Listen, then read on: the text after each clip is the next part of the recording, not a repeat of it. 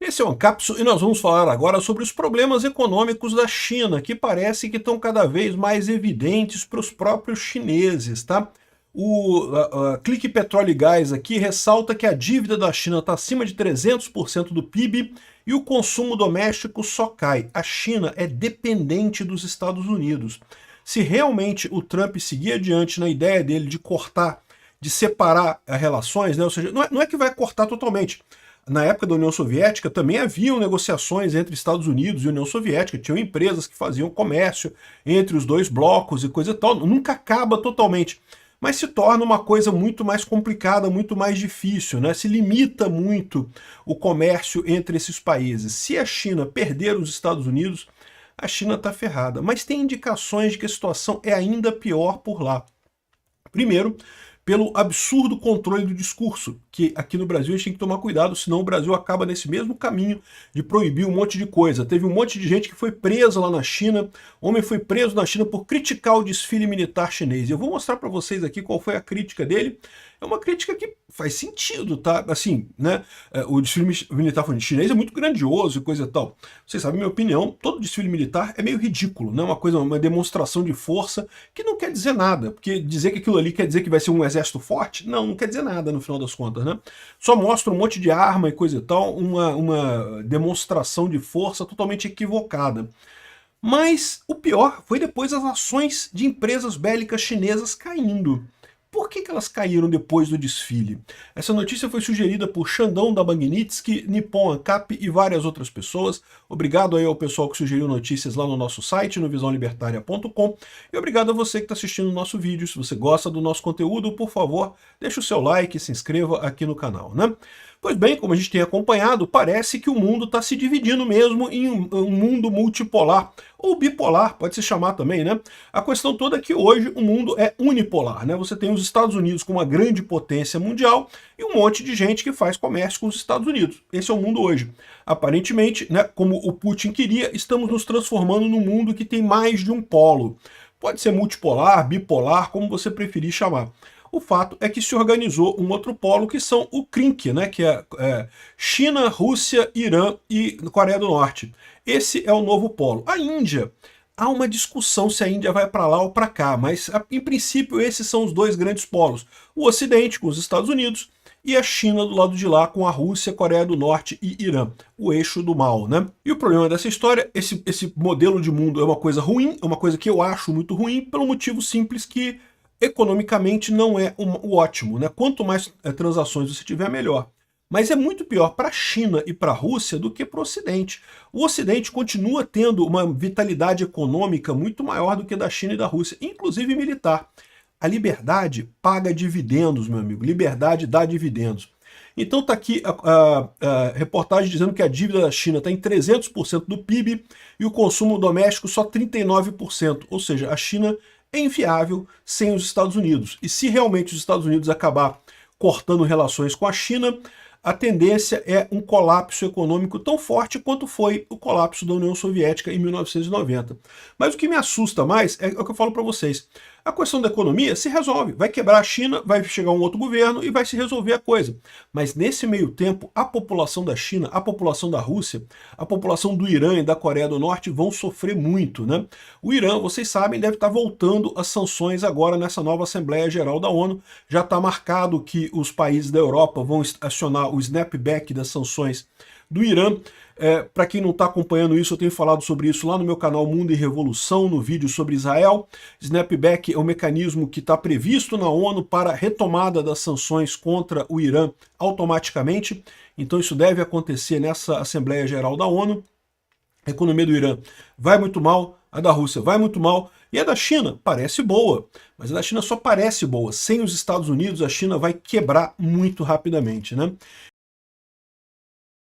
E o triste da China é que, além da quebra econômica, além de impor uma derrota econômica para sua população, ela ainda trata a sua população mais ou menos como Alexandre de Moraes trata a gente aqui no Brasil, com muita censura impedindo o discurso livre. Olha só, homem é preso na China por críticas a um desfile militar. Identificado apenas pelo sobrenome Meng e pela idade, 47 anos, o cidadão foi enquadrado no crime de provocar confusão e causar distúrbios. Olha que coisa.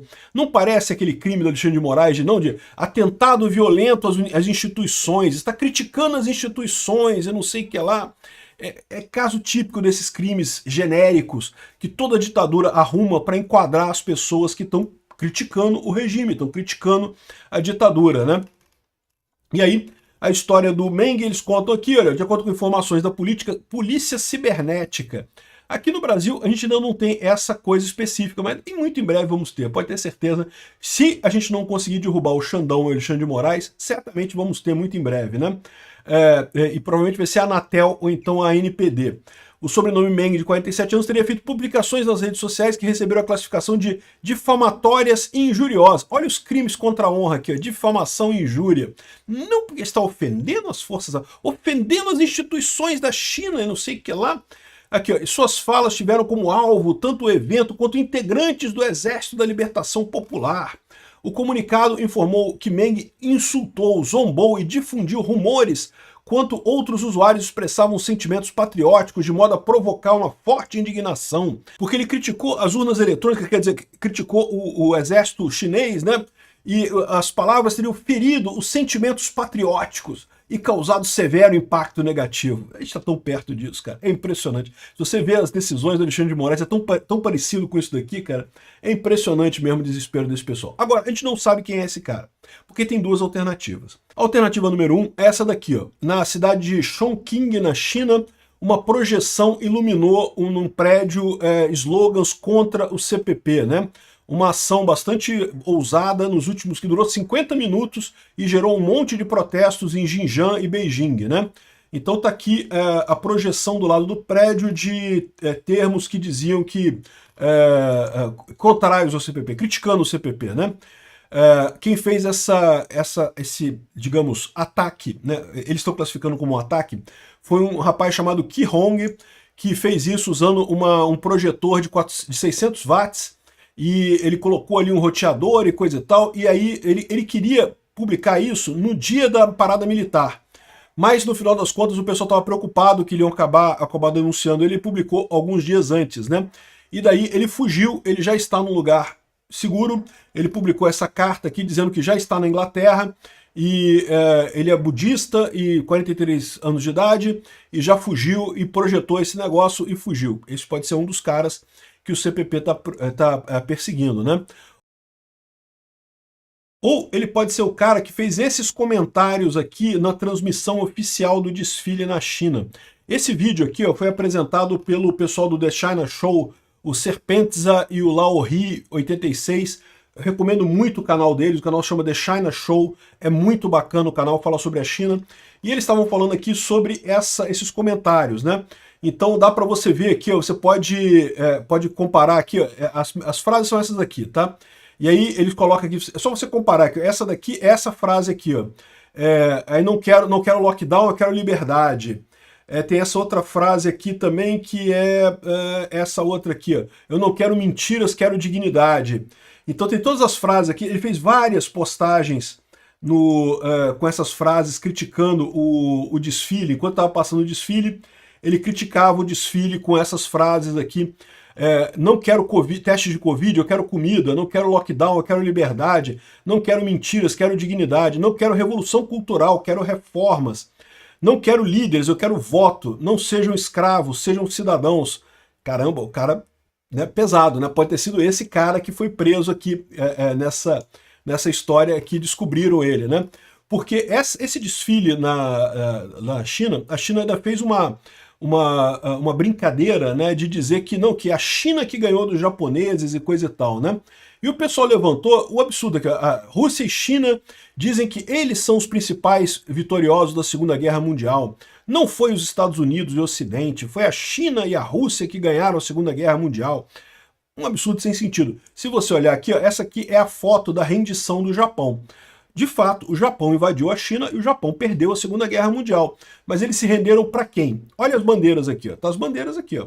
Inglaterra, Estados Unidos, olha só, Taiwan e a União Soviética. São as 4 bandeiras que estão aqui, ó.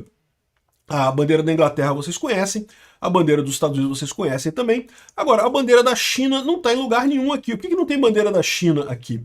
Porque a China era Taiwan naquela época, né? O Taiwan, na verdade, é o que sobrou da China original depois da Revolução Comunista, que ocupou parte central ali da China, né? Aqui, ó, essa é a bandeira de Taiwan, que é a bandeira da República da China, Taiwan. Né? E a outra é a bandeira soviética, dá para ver aqui, ó, que tem o martelo e a foice, né? É a bandeira soviética aqui, foram os 4 países que assinaram a rendição do Japão. Então, ou seja, a China não ganhou do Japão, não, meu. Quem ganhou foi Taiwan, e com a ajuda dos Estados Unidos, né? Então, os chineses estão putos com essa história, pode ter sido isso também que causou o problema.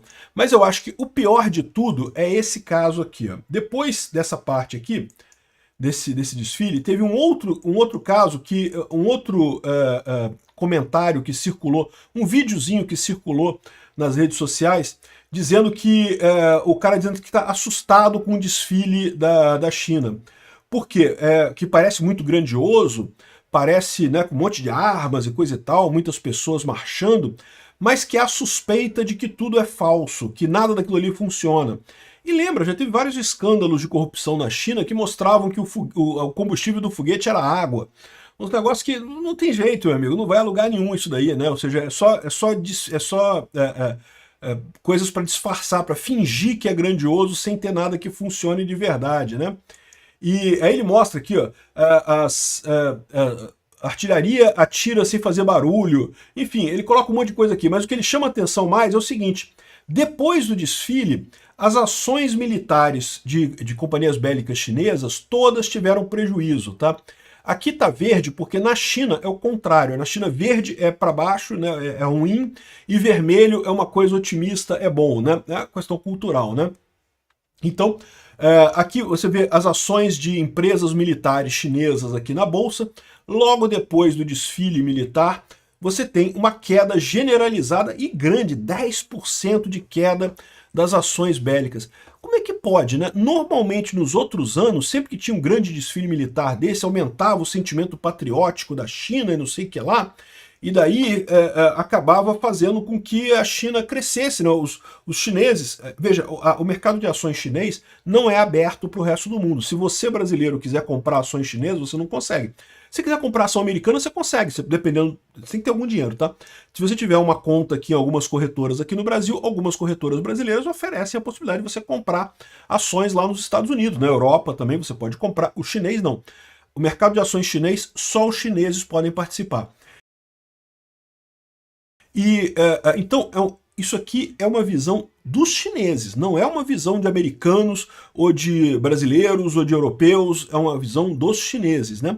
Como é que pode, depois dessa coisa toda, você ter uma queda das ações, né?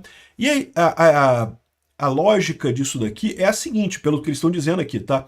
Essa conclusão foi o pessoal aqui do The China Show, que entendem da China, tá? Os dois já moraram na China há muito tempo, conhecem a cultura lá. É que havia uma expectativa de um desfile muito grandioso, né? Foram os 80 anos do fim da Segunda Guerra Mundial. Aqui tem uma coluna aqui do Marcelo Ninho, aqui no Globo, falando não porque... Isso aqui é de antes de haver esse desfile, né? Então aqui, ó, amanhã Pequim entra em lockdown para a parada militar, que irá marcar 80 anos da vitória sobre os japoneses. Essa coluna foi escrita antes, tá? Os porta-vozes deixaram oficial que vai ser um desfile massivo, com exibição de arsenal de última geração, aposta no futuro, que a China vai dominar o mundo e coisa e tal. E o que o pessoal está tendo lá na China, a visão que eles estão tendo, é que assim, foi um desfile muito grande, foi grande, mas não foi, assim, foi mais ou menos o que eles viram no passado. Assim, não teve grandes diferenças em relação ao ano passado, né? Esses desfiles militares, você sabe a minha opinião, todos eles são meio ridículos, inclusive do Brasil, tá? Porque é uma demonstração de força ridícula. Não quer dizer nada você desfilar com um monte de coisa.